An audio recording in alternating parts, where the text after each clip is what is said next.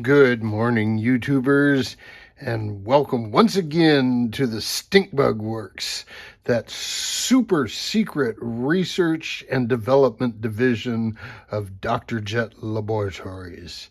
Today we're over in the East Wing. I need room to show you some things. Anyway, I'm here to talk about Dr. Jet's new challenge. But first, a little background.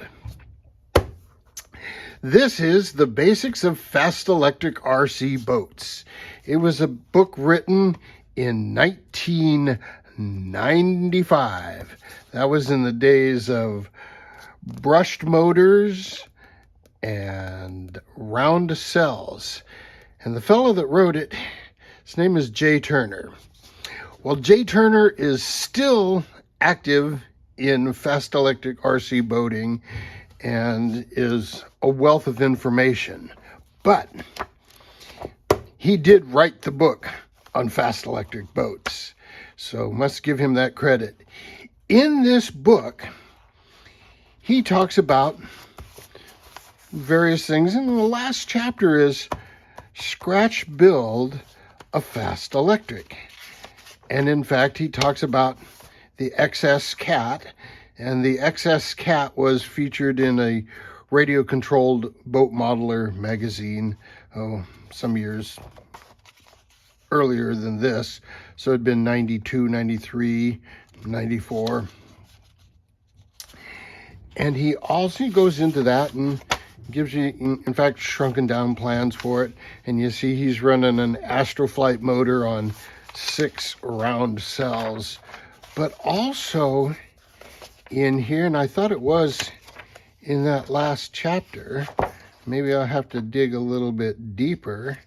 Oh, perhaps it was here in Advanced Tuning Tips where he talked about it.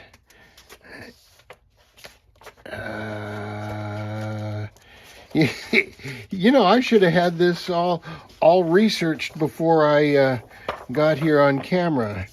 But anyway, maybe we'll edit this out.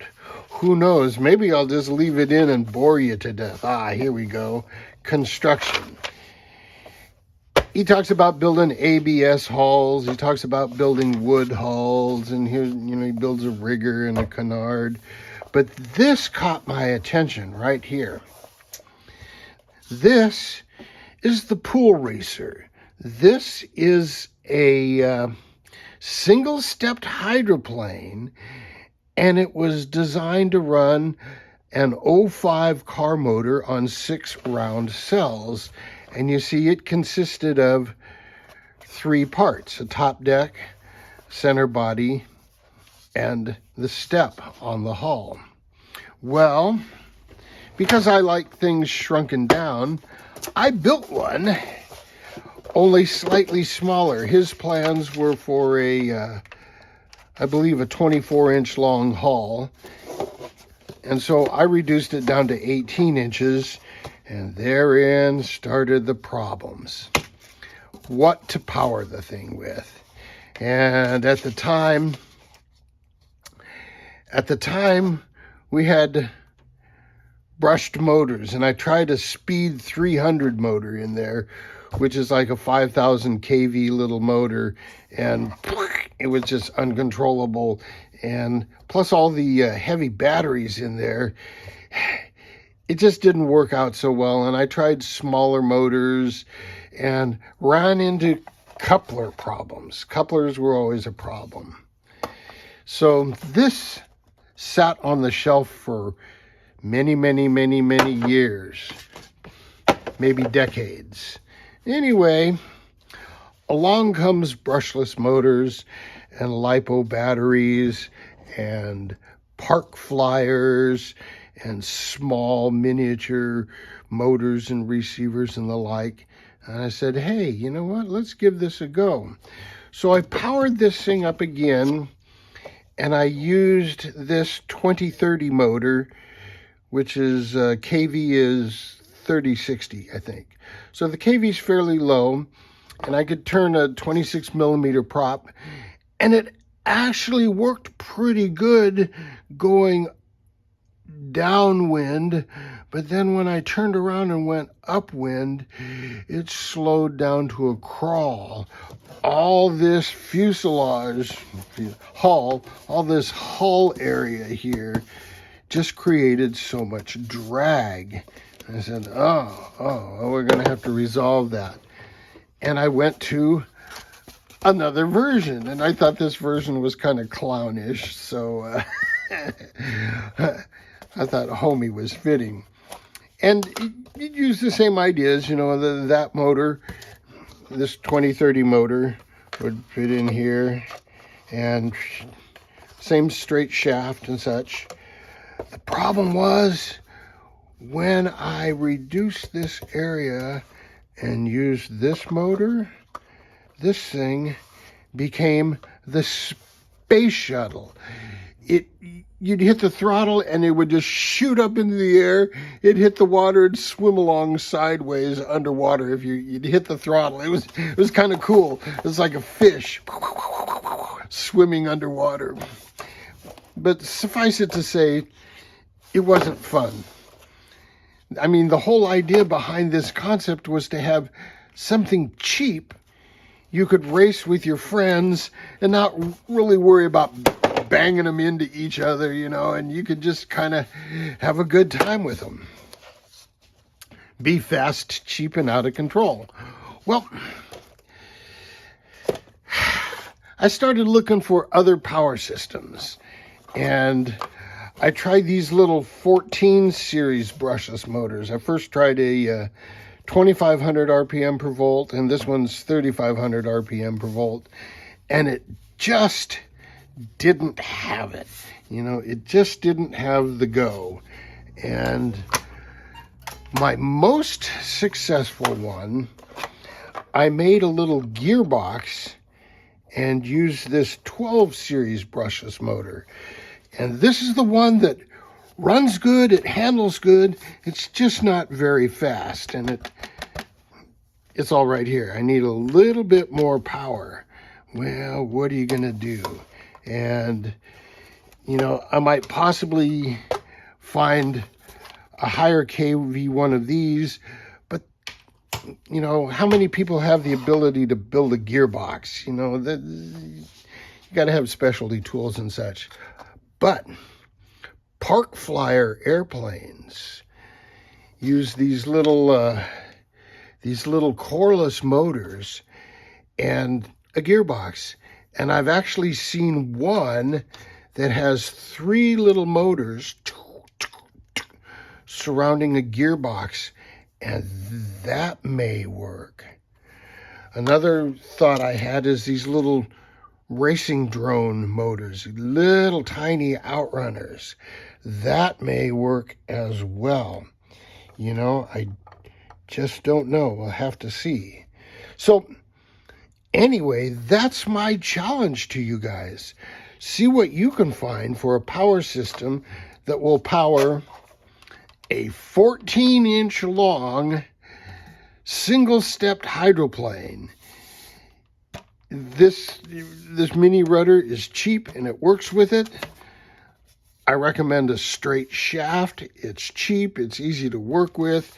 This particular one's ball bearing, but this one I was running a 16th drive, and this one I ran a 1/8 drive. So there's a number of drives you can experiment with. Some of the thinking I was having with motor couplers is, for example, if you got a motor with a really small shaft, you could put an appropriate size gear on there and then just slide a piece of water cooling tube over that and over your shaft. And these things, they don't have a lot of power, so that may be enough if you get tight enough tubing. I've seen that on some toy grade boats. So there's some thoughts. You know, you could maybe a ballpoint pen cartridge. Who knows what you could come up with. So that's going to be the challenge. find a motor, battery, and propeller combination that works on this, you know. Now, lastly is, let's get back to this. Jay Turner published the Pool Racer in Radio Controlled Boat Modeler. And I don't know the exact year, but anyway, here, and this is why I wanted to do it out here, here is his construction article with a shrunken down version of the plans. I also have a full size version of his plans. Plus, I have full-size drawings of these three pieces. Now, this is really easy to make. You got a hatch, you got the main part of the hull, and you got the step. You don't need any sophisticated stuff to do it. You use that expanding polyurethane glue to glue styrene on the bottom. Bingo, there's your step. I covered this, the original ones, and this was Jay's idea, was to cover it with heat shrink aircraft film, you know, monocoat. So actually the low temperature one, the Econocoat or the like. But the problem is the melting temperature of the glue is so close to the melting temperature of the underlying foam, you really can't get good shrinkage. You can't hit it with a heat gun and tighten it up. And so I tried something. This is silk span, and I put it on with a water-based sanding sealer. Water-based sanding sealer is nothing more than really, really, really thin Elmer's glue. And then I painted it. And this one was the same process. As I've been thinking, I'm going to build another couple of these things along with you guys. I'm going to use newspaper and gesso to cover it, just like paper mache.